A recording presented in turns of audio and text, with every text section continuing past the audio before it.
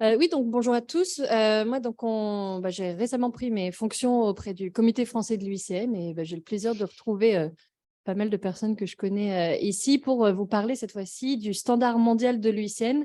Donc, standard mondial qui essaye de poser un cadre pour définir ce qu'est un projet qui se réclame d'être une solution fondée sur la nature et ce qui n'en est pas. Et ça va faire écho à pas mal de présentations déjà, pas mal de points qui ont été soulevés ce matin. Donc, merci aux intervenants précédents qui ont pavé la route pour moi. Alors, la définition de l'UICN, je suis désolée, j'ai raté le début de la présentation de Xavier. Donc, vous l'avez peut-être déjà vu. On en a vu hier, il y a la définition des solutions fondées sur la nature par la Commission européenne, il y a la définition par l'Assemblée générale des Nations unies. Voilà, tout le monde y va un peu de sa définition. Pour le côté un peu prêcher pour sa paroisse, l'UICN, c'est quand même eux qui ont fait émerger ce concept et qui ont donc en 2016 cherché à poser les bases des éléments clés de cette définition et qu'on va retrouver en fait dans ce standard, puisque ce sont les piliers qui font qu'on est bien sur une solution fondée sur la nature et pas sur d'autres approches soit de la conservation de la biodiversité, soit d'autres actions de développement. Donc, la première, c'est que le premier pilier, c'est qu'il faut que ça puisse directement relever des enjeux de société. Donc ça, Sandra, Xavier en ont bien parlé. Au niveau de l'UICN international, il y a des discussions souvent en tant que défi sociétal et à la conservation de la biodiversité elle-même, mais c'est un aspect que, en tout cas, du côté du comité français de l'UICN, on ne va pas forcément mettre beaucoup en avant parce qu'on trouve que c'est un peu tautologique de dire il faut relever le défi sociétal de conserver la biodiversité tout en produisant des effets bénéfiques pour la biodiversité. Donc là, nous, on se concentre plutôt sur tous les autres enjeux de société dont on a déjà un peu parlé, sécurité alimentaire, réduction des risques naturels, atténuation du changement climatique, etc. Il faut qu'il y ait la dimension bien-être humain. Donc ça va se rattacher aussi à pas mal de composantes sur l'inclusion collective de toutes les parties prenantes et éviter qu'il y ait des défis qui soient relevés finalement en étant contre-productifs sur des éléments de bien-être et de développement. Et puis, bien sûr, une part importante qui est les co-bénéfices pour la biodiversité, comme Xavier l'a bien illustré sur la différence, par exemple, entre biomimétisme et solutions fondées sur la nature. Donc, il y a eu, entre l'émergence de ce concept, son utilisation, des préoccupations assez fortes, alors aussi bien de la sphère pour la protection de la nature, qui avait peur que justement ça serve un peu de greenwashing et que n'importe quelle solution qui s'inspire ou touche à la nature utilise le concept et le dévoie. Et également, du côté plus des enjeux sociaux et des droits humains, des préoccupations fortes qui ont été d'ailleurs portées par pas mal d'organisations de peuples autochtones et locaux qui voyaient ça comme un nouvel outil qui allait servir de prétexte à faire de l'accaparement des terres pour mettre en œuvre des solutions euh, en mettant en avant, on va dire, les aspects de préservation de la biodiversité ou autres. Donc, le standard, ça a été une façon de pouvoir calmer les esprits à ce sujet et de dire, on a une définition qui est censée apporter ces garanties sociales et environnementales.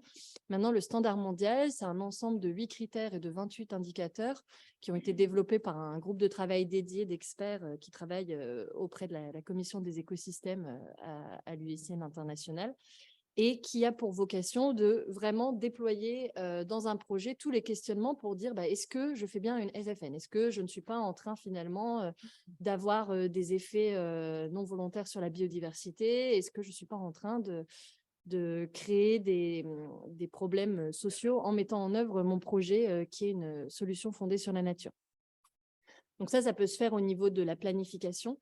Par exemple, lorsque des commanditaires, des maîtres d'œuvre de solutions fondées sur la nature veulent s'assurer que ce qu'ils vont mettre en place correspond bien au concept de solutions fondées sur la nature, ils peuvent utiliser ce standard.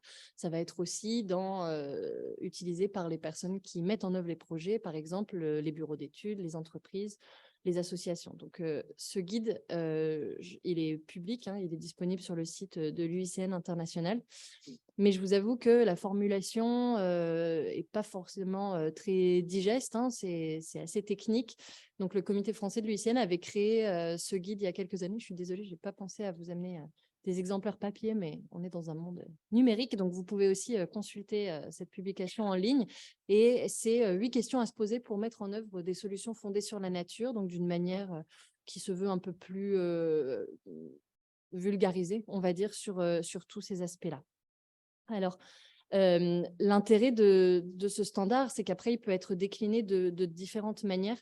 Ça peut, par exemple, là, il y a des discussions en cours au niveau international pour que Gold Standard, c'est une ONG suisse qui fait des recommandations pour les portefeuilles d'investissement. Bah, ils sont en train de travailler avec le secrétariat international de l'UICN pour voir comment ce standard peut se décliner dans certains aspects de certification.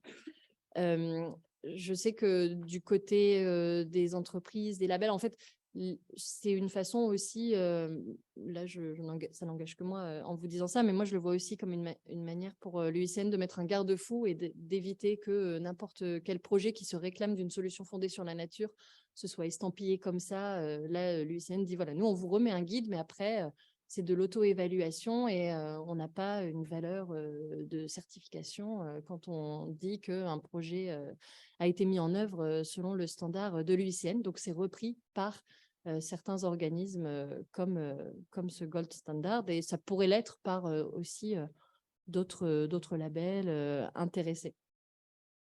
L'autre aspect qui peut être intéressant pour tout ce qui est déploiement des solutions fondées sur la nature, c'est que en se garantissant quand même du standard et d'un cadre de référence commun, ça peut aussi faciliter l'accès à des financements. Aujourd'hui, on sait qu'il y a un intérêt politique, en tout cas du côté de l'Union européenne, qui est d'ailleurs un bailleur assez intéressant de plusieurs projets qui nous ont fait des retours d'expérience sur leur mise en œuvre de solutions fondées sur la nature.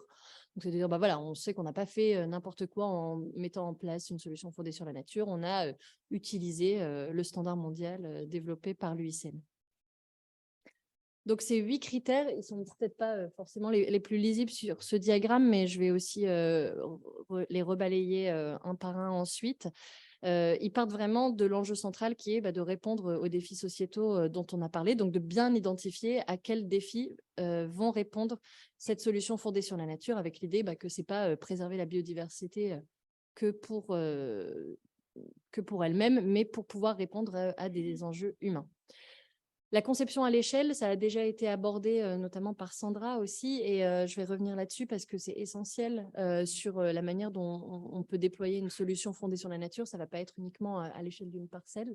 Donc, ça a des implications importantes sur les autres éléments du critère, notamment quelles sont les parties prenantes qu'on va impliquer et puis la gouvernance qu'on va mettre en œuvre pour pouvoir avoir une solution fondée sur la nature fonctionnelle. Après, on a mis sur le même niveau 3 critères qui concernent plutôt la réalisation technique, je veux dire, et la mise en œuvre de la solution. Les 2 premières étant plutôt sur la planification. Donc, tout ce qui est faisabilité économique, en fait, l'idée, c'est que une solution fondée sur la nature, en général, ça va coûter moins cher que les infrastructures grises, les solutions grises, mais il faut quand même pouvoir faire cette étude de coûts et de bénéfices. Et puis, il faut aussi s'assurer qu'une fois qu'on aura fait des travaux d'aménagement, de restauration ou autre, il pourra y avoir des financements qui sont réalistes pour pouvoir la maintenir. Donc, encore une fois, comme on est sur une solution fondée sur la nature, un des arguments principaux, c'est de dire que on va reposer sur l'auto-entretien des écosystèmes. Ils sont un écosystème fonctionnel, il n'y aura pas besoin de beaucoup d'interventions pour qu'ils puissent tourner et rendre ces services. Mais ça doit être étudié dans le cadre d'une étude économique. Les gains nets de biodiversité, ça, on en a parlé à quelques reprises et je pense qu'on y reviendra tout au long de la journée. Il faut qu'on puisse avoir un effet positif démontré sur la biodiversité, donc soit par le maintien d'une biodiversité, soit par sa restauration. Et enfin, l'aspect gouvernance inclusive. Donc là, ça va être sur identifier bien tous les acteurs en puissance. Ou d'ailleurs qui ne sont pas en puissance, mais qui pourraient l'être grâce à ce projet de solution fondée sur la nature. L'équilibre des compromis, c'est très lié à l'aspect des parties prenantes impliquées, puisque en fait, il va falloir savoir qui est impliqué, qui va potentiellement être gagnant, potentiellement être perdant lors de la mise en œuvre de la solution fondée sur la nature et de choisir ensemble quel est le cadre de gouvernance qui va permettre à chacun d'accepter cette situation, puis aussi de faire tourner le poids de qui porte la mesure. Il y a quelques exemples, par exemple, qui ont été remontés, alors plutôt en Asie, je connais moins en France, mais sur justement les régulations, la réglementation de la pêche et qui a droit de pêcher, combien, où et quand. Bon, parfois, on a les communautés qui sont beaucoup plus dépendantes pour leurs revenus qui vont souffrir de ces mesures-là. Et donc, il y a eu des réajustements de certaines politiques qui étaient mises en œuvre justement pour éviter de creuser en fait des inégalités sociales alors que la solution cherchait à les résoudre. Ça m'amène au critère 7 sur la gestion adaptative. Donc, cette gestion adaptative, ça veut dire qu'une fois qu'on a mis la solution fondée sur la nature en place, c'est pas la solution qui va maintenant se perdurer pour des siècles et des siècles. En fait, il y a un suivi continu, une évaluation des retombées, aussi bien pour la biodiversité que pour les aspects sociaux. Et la gestion de la solution peut être adaptée en fonction des achoppements ou au contraire des réussites du projet pour savoir ce qu'on va maintenir. Et le dernier critère concerne l'intégration et la pérennité. Donc là, c'est vraiment tout ce qui est capitalisation de l'expérience, diffusion des savoirs et intégration dans les politiques. Donc, chaque projet solution fondée sur la nature qui voudrait se réclamer du standard de l'UICN doit aussi penser à cette dimension finalement de portage pour pouvoir disséminer. Donc, le critère 1, je ne vais pas forcément revenir en détail dessus. Je pense que c'est assez clair. Et sauf si vous avez des questions, on peut passer. Ce point 2 sur l'échelle pertinente. Donc là, on est vraiment sur, pour insister, c'était vraiment intéressant ce que proposait Sandra à l'échelle des paysages et également avec une multitude de services, enfin la réflexion sur une multitude de solutions fondées sur la nature finalement, comment elles s'imbriquent au sein du territoire et comment elles peuvent répondre à divers enjeux. Là, même si on se place à une seule solution, il faut pouvoir se poser la question sur un exemple assez typique, c'est celui sur tout ce qui est gestion des cours d'eau, par exemple, pour réguler les inondations, etc. En fait, si on travaille à l'échelle d'une commune, c'est bien, mais pour avoir une solution vraiment efficace, il faut peut-être penser quand même plus en amont, plus en aval. Alors, à l'échelle d'un bassin hydrographique, c'est quasiment impossible. En tout cas, je crois qu'en France, ça n'a pas encore été fait pour l'instant. Mais en tout cas, à de plus grandes échelles. Et ça va pouvoir impliquer aussi que quand on a finalement une volonté de mettre en œuvre une solution fondée sur la nature, nous on travaille plutôt avec des collectivités territoriales alors qui vont jusqu'à l'échelle plutôt départementale. Mais il peut y avoir à impliquer et parfois à devoir convaincre des acteurs à d'autres échelles et faire du plurirégional. On a aussi quelques exemples de transfrontaliers dans tout ce qui est l'arc alpin, par exemple, ou la frontière franco-allemande pour tout ce qui se passe dans les Ardennes ou en Alsace.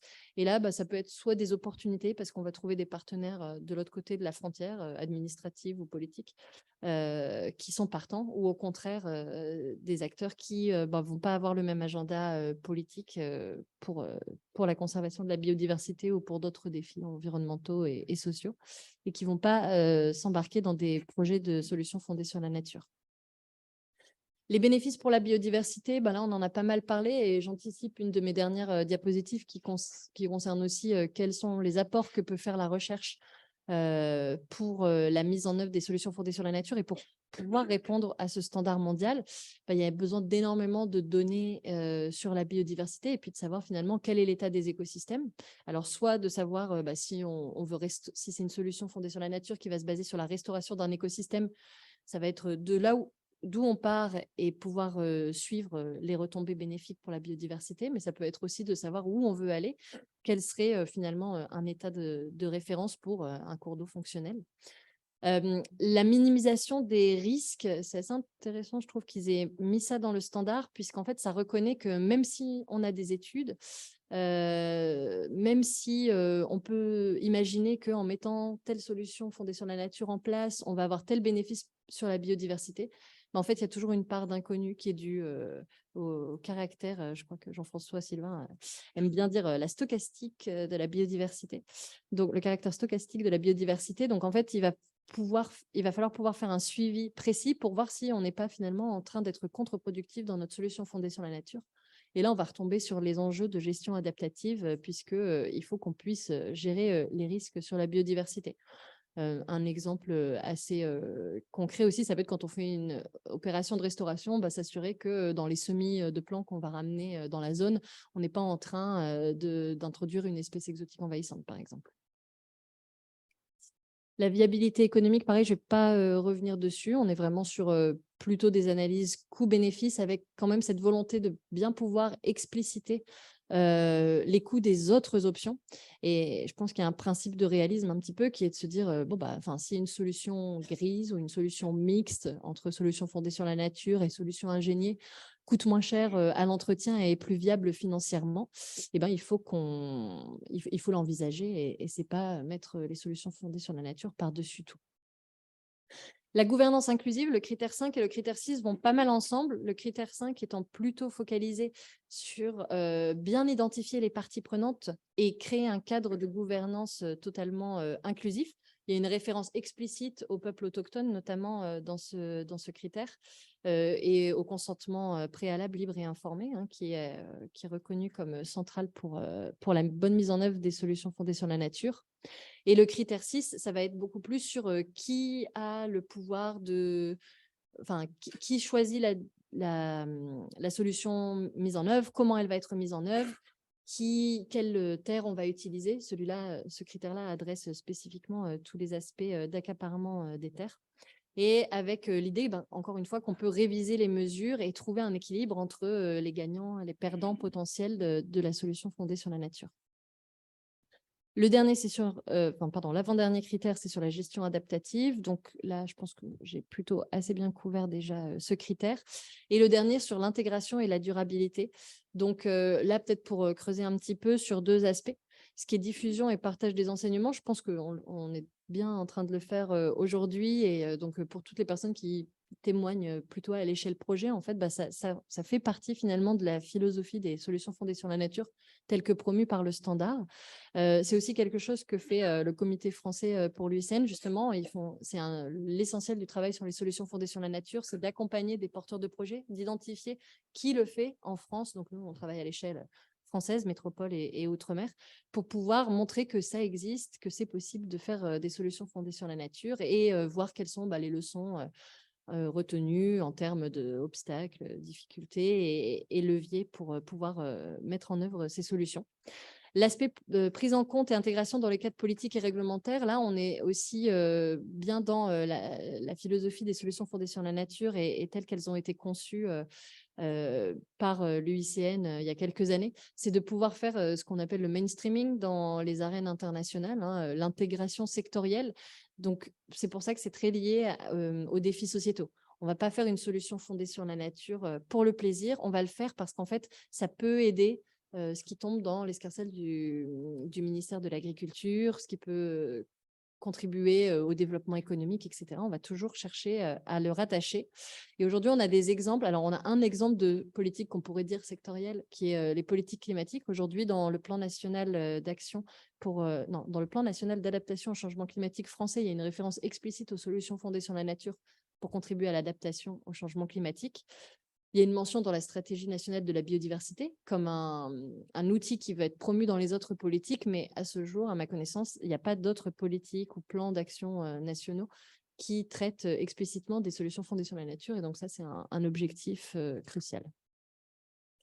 Un bref point sur l'outil d'auto-évaluation, qui est quelque chose qu'a développé l'UICN international et qu'on utilise en France pour passer au crible les retours d'expérience terrain qu'on nous fait, les collectivités, etc., qui veulent témoigner de leur retour d'expérience. On va chercher à évaluer si leur projet est effectivement une solution fondée sur la nature.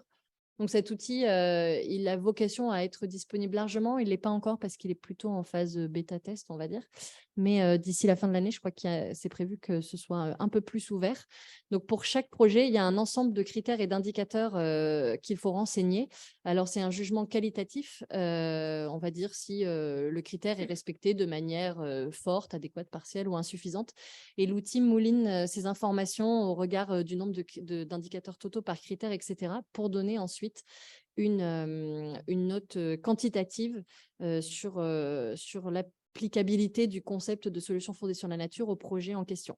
Et pour le moment, le jugement qui est retenu au niveau international, c'est que s'il y a un seul critère qui est jugé insuffisant, et donc là, sur ce cas test qui avait été fait, ce serait exclu comme étant une solution fondée sur la nature. En fait, il faut avoir un résultat au moins partiel sur l'ensemble de l'outil d'auto-évaluation. Donc, pour finir, le rôle de la recherche potentielle, c'est aussi pour ouvrir un peu la discussion sur le reste des échanges de cet après-midi. Un point important, c'est que on a besoin du pluridisciplinaire. Finalement, sur ce critère 3 qui concerne les retombées sur la biodiversité, on a déjà pas mal de connaissances en sciences de la nature qui permettent de renseigner ça. Il y a potentiel à creuser, bien sûr, mais ce qui semble manquer le plus du point de vue, en tout cas de la mise en œuvre et même avec les échanges des porteurs de projets, c'est tout ce qui est les connaissances en sciences sociales pour pouvoir déployer les critères qui concernent la gouvernance et surtout pouvoir expliciter les compromis qui sont faits entre les deux, donc les compromis qui touchent aux enjeux sociaux. Et là-dessus, alors il peut y avoir un rôle pour les scénarios, la modélisation. Je vais aussi peut-être dire les autres enjeux de recherche et là qui ont été plus couverts par les interventions de Xavier et de Sandra aussi, c'est de penser à d'autres échelles. Pour le moment, on a pas mal de recherches qui sont faites sur des sites pilotes et d'imaginer, et sur les défis plutôt changement climatique, et sur les autres défis sociétaux et sur des échelles plus larges de territoire. Là, il y a un vrai besoin de la recherche de pouvoir en fait prendre de la hauteur par rapport à les résultats de tous ces sites et pouvoir donner des recommandations pour la mise en œuvre et l'action sur ces aspects-là. Voilà, je crois que c'est ma dernière diapo. Merci. Moi, j'avais une question sur l'usage du concept. Donc, vous ne l'avez pas breveté, quoi. C'est peut-être vous qui l'avez formalisé, mais finalement, il fait sa vie. Et je voulais avoir votre sentiment un peu personnel, d'abord de savoir si, est-ce que vous avez l'impression que les gens qui utilisent ce concept, il y a une forte demande pour coller aux critères de l'UICN, ou est-ce qu'il y a des usages un peu larges et que chacun le fait un peu à sa sauce, on peut dire? Et la deuxième question, c'est vous avez parlé du greenwashing. Et du coup, est-ce que votre sentiment personnel, est-ce que vous avez l'impression que c'est un risque réel et que vous entendez souvent parler de solutions fondées sur la nature d'une façon très, très différente du concept tel qu'il a été formalisé par l'UICN? Je réponds. Ouais. Oui, merci pour ça. Alors, je pense que déjà, ma réponse va être biaisée parce qu'en fait, j'ai travaillé avant sur ce concept-là plutôt du côté de la communauté scientifique qui savait qu'il y avait un gros besoin de cadrer les enjeux et d'éviter les dérives. Et aujourd'hui, je vais travailler surtout avec les adhérents au comité français de l'UICN, qui sont donc des personnes qui ont des structures qui ont choisi de se mettre dans cette démarche-là. Donc, j'ai envie de dire que j'ai l'impression qu'aujourd'hui, il y a une vraie volonté de coller à la vision éthique de ce qu'il y a derrière le concept de solution fondée sur la nature et qui comprend bien les deux piliers environnementaux et sociaux. Et donc, oui, en fait, se rattacher à l'UICN ou aux définitions qu'on peut trouver dans d'autres instances et, comme j'ai dit, qui convergent quand même autour de ces trois grands piliers. Donc, ils vont pas se dire spécifiquement c'est pour coller à la définition de l'UICN, mais en tout cas, j'ai l'impression qu'il y a un vrai souci de ne pas faire n'importe quoi. Donc ça, c'est plutôt positif. L'UICN, quand même, on est beaucoup sollicité au sein du comité français de l'UICN pour intervenir dans toutes sortes de conférences, etc. Alors, encore une fois, avec des acteurs qui ont cette démarche et qui ont cette volonté. Je ne suis pas certaine que dans d'autres secteurs, et alors je ne veux pas jeter la pierre directement au secteur privé, mais je sais qu'il y a parfois des raccourcis qui sont faits. À quel point c'est volontaire ou involontaire, je leur donne le bénéfice du doute.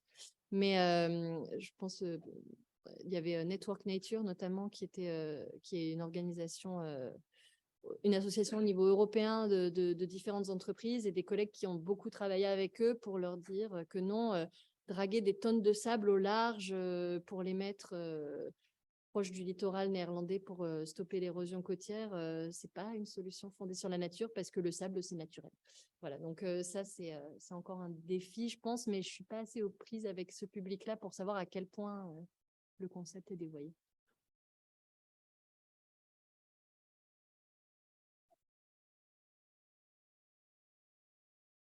Bonjour, Jordan Perry, moi je travaille pour un bureau d'études justement privé qui s'appelle Naturalia Environnement. On travaille au déploiement justement des méthodologies SFN et notamment à travers le standard de l'UICN.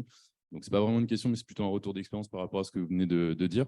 Nous, on a le plus grand mal en fait à essayer de tenir les projets en expliquant aux porteurs du projet qu'il faut s'asseoir sur des méthodologies claires et vraiment validées par la communauté entre guillemets de praticiens. Et c'est extrêmement compliqué parce qu'ils jugent que justement ces outils-là sont trop complexes, trop demandeurs et que à partir du moment où on met de la nature entre guillemets en ville ou des choses comme ça, c'est bon, on fait le taf. Et donc nous, on a beaucoup de mal parce que ces standards-là, ils demandent de mobiliser énormément de compétences en fait au sein des structures, que ce soit des privés ou des collectivités. Et donc du coup, moi j'ai travaillé sur justement cet outil d'auto-évaluation il y a quelques mois. Et je voulais savoir s'il y avait des outils en développement peut-être un peu plus légers pour préparer les démarches avant de se lancer dans des projets un peu plus conséquents. Et la deuxième partie, c'est est-ce qu'il y a des volontés en tout cas de diffuser à travers de la formation, de la sensibilisation? Parce que nous, on se rend compte que pareil, il y a une trop grosse distance en fait, entre les connaissances des personnes qui veulent monter des projets et en fait, nous qui arrivons avec une sorte d'expertise. Mais en fait, l'écart est trop grand, donc on n'arrive pas vraiment à travailler ensemble parce que c'est trop complexe. Merci beaucoup pour ce retour-là, c'est très précieux. Alors, sur des outils un peu plus légers, etc., ou en tout cas pour pouvoir faire peut-être un diagnostic rapide avant de se lancer dans les projets, à ma connaissance, il n'y en a pas, mais ce groupe d'utilisateurs de l'outil d'auto-évaluation aussi, je pense qu'il est là pour ça. Et il y a voilà, on sait que ça va être un travail en cours d'amélioration et qui peut même conduire à… Alors, le standard, je pense que c'est prévu qu'il soit révisé, enfin en tout cas soumis à révision à peu près tous les 4 ans. Pas dans le fond, parce que l'idée, c'est aussi d'avoir quelque chose de comparable, reproductible, et puis c'est assez solide, mais plutôt de savoir comment simplifier. Et enfin, ça passe aussi par vulgariser ou donner des clés d'entrée plus simples pour les différents critères et indicateurs.